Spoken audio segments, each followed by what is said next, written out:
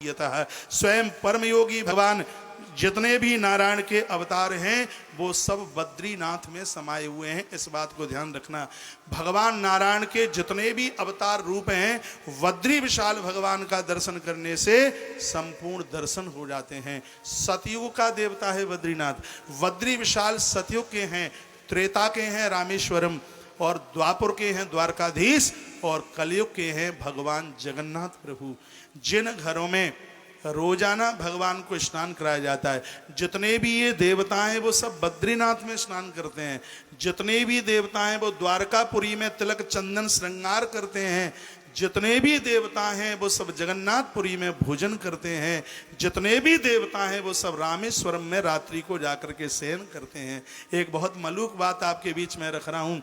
जिन घरों में नित्य देवताओं को नहलाया जाता है, स्नान कराया जाता है, उनका घर बद्रीनाथ बन जाता है। जिन घरों में देवताओं को चंदन रोली लगाई जाती है उनका घर द्वारकाधीश बन जाता है। जिन घरों में भगवान का नित्य भोग लगाया जाता है उनका घर जगन्नाथपुरी हो जाता है। और रात्रि को विश्राम के समय भगवान के दरबार में जिनके घर में पर्दा डाल दिया जाता है उनका घर रामेश्वरम धाम बन जाता है। आप चाहो तो चारों धाम आपके घर उतर के आ सकते हैं। ऐसी अद्भुत कथाएं जो हमारे ग्रंथों में लिखी हैं। सुखदेव भगवान पहली बार रोए, अभी तक आंख में आंसू नहीं थे। अवधूत महापुरुष है महात्मा। और जब बद्रीनाथ की बात कही गई सुखदेव मुनि की आंख में आंसू आ गए और कहा कि हे राजन, भारतवर्ष की भूमि पर जन्म लेने वाले लोग कितने बड़भागी हैं, इन्होंने कितने बड़े शुभ कर्म किए हैं। भारत की धरती पर जन्म लेने के लिए परीक्षित देवता लोग भी तरसते रहते हैं। उस समय आंख में आंसू भर के 4 श्लोक अद्भुत सुखदेव भगवान ने गाए। कहा एत देव ही देवा गायंती। हे परीक्षित, ये श्लोक देवता स्वयं गाते रहते हैं। क्या कहते हैं कि अहो अमीशाम किम कार्य शोभनम प्रसन्न एसाम सुदितम स्वयं हरि। ये जन्म लब्धम निसुन यह जन्म लब्धुम निसुभारताजिरई मुकुंद सेवा पैकम सप्रायिना।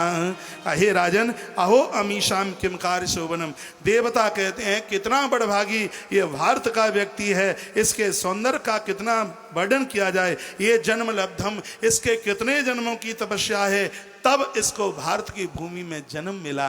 परीक्षित ने कहा गुरुजी क्या महिमा है भारत की? तो सुखदेव मुनि भारत की महिमा बता रहे हैं। ये भारत में ही मिल सकता है और कहीं दूसरी जगह नहीं मिल सकता। न यत्र यज्ञे समखामहु सवा सुरेश लोकोपिन वैस सिव्यतम। भारत की भूमि पर यज्ञ होता है जो बैकुंठ में भी नहीं होता। भारत की भूमि पर महापुरुषों की चरण सेवा होती है जो कि कहीं दूसरी जगह नहीं होती। भारत की भूमि पर माता पिता की देह में अग्नि संस्कार होता है, ये कहीं दूसरी जगह नहीं होता। और फिर बता